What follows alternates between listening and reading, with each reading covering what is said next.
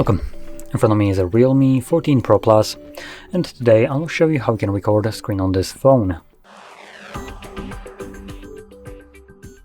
So to get started, you want to swipe down from the top of the screen, from the top right side if you have two sides, and swipe down here to extend the list of visible toggles and locate the screen recording toggle.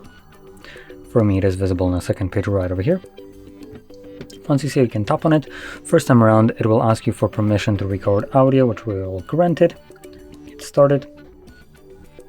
And you can also select what kind of sound will be recorded. You have option between system sound and a microphone. And you can see it's now recording. So whatever you'll do right now will be recorded by the device. So I'm just kind of like messing around here. And once you're done, you can interact with this. Click on the square right here, and this will automatically save the screen recording.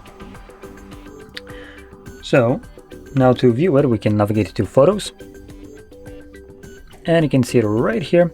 It also might be easier for you to find it later on by navigating into Albums and then finding the screenshot album.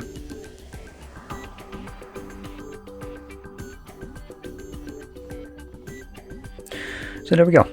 Now, if you found this very helpful, don't forget to hit like, subscribe, and thanks for watching.